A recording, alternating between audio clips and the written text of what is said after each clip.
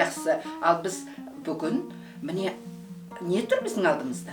Асық. Асықтар. Ендеше біздің тақырыбымыз не туралы болады? Алтын асық. Алтын асық, ертегісін айтады екенбіз, иә? Ал ертегі осы неден басталады? Ертеде. Дұрыс айтасыңдар. Біз күнде оқимыз, иә, ертегіні? Енді бүгін бізге алтын асық ертегісін оқуымыз керек. Бірақ та бүгін біз айтып берейік. Баяғыда Дастан деген бала болыпты. Оның әкесі де жоқ, бауырлары да жоқ, өзі жетім бала екен. Үйі де жоқ. Ол бір байдың үйінде жалшы болып жұмыс істепті. Сол Дастан баламыз сол үйдің қыстың күні отымен кіріп, күлмен шығып, от тасып, үйлерін жинап, малдарды суарып, сөйтіп жүрген екен. Ал жаздың күні ол балаға, Дастанға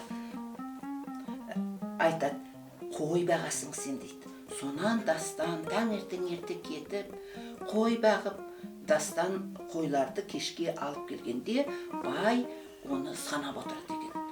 Күннің бір күнінде Дастанның әкелген қойынан бір қой жетпейді депті. Бай, сол сен маған қайтсең де сол қойымды тауып бер депті. Сонан Дастан ел аралап кетеді, жүреді, шөлді жерлерде жүреді, су ішкісі келеді, су жоқ, тамақ жегісі келеді, тамақ жоқ.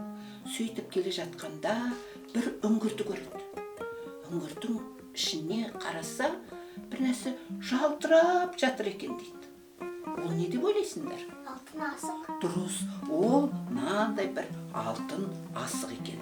Осы алтын асықты көріп бала, бұнда да бір кісі жоқ, бір алтын асықты көрдім-ау деп ойлайды. Алтын асық сол кезде тіл батып, сөйлей бастайды. Балалар, балам, сенің атың Дастан, мен білем деп сөйдепті. Дастан ойлайды, мынау асық кісі емес, бірақ сөйлеп жатыр. Сосын, менің атым Дастан, мен осылай бір байдың үйінде жалшы болып жүріп, қойларын бағып бір қойды жеп қойдың деп маған жала жапты. Бірақ та мен білмеймін, мен қойды алған жоқпын, мен қойды жеген жоқпын, бірақ бір қой жоқ деді деп айтыпты. Сонда алтын асық айтыпты, Дастан, сен ол қойды жеген жоқсың, сенің қойыңды бай өзі жеп қойды да саған жала жауып тұр деген екен.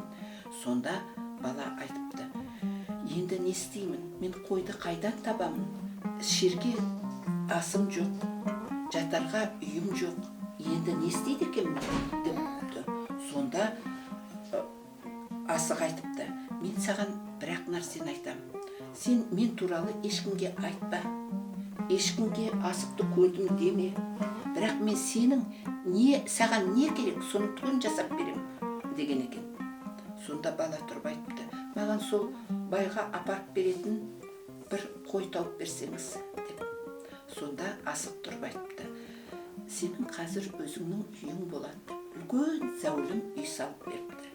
Оның ішінде дүниесін түгелін толтырып берген, және дастарханы жаюлы, дастарханда неше түрлі астар болыпты. Сонда Дастан айтты, осындай да күн болады екен ғой деп.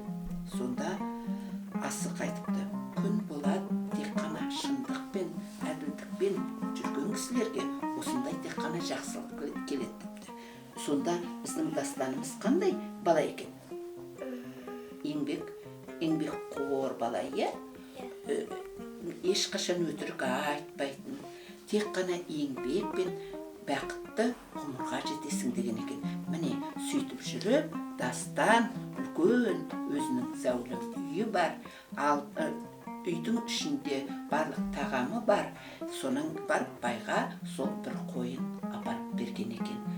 Ал сонан кейін Дастан өте жақсы өмір сүріп, бақытты ғұмыр сүрген екен. Ал айтыңдаршы балалар, осы асық туралы сендер не білесіңдер тағы? Бізде қандай асық туралы не бар? Алтын асық. Алтын асық бар. Ал мыналар біз қазақтың ұлттық дұрыс ұлттық ойыны бар. Ал қазақтың ұлттық ойыны қалай? Асық ойыны, иә? Асық ойыны. Айтыңдаршы, осы асықта неше түрі бар? Кәне, былай жатса, бұл 4 түрі, иә? Шүк, Бүк. тәй, Тәйкі. тәйкі, Алшы. алшы.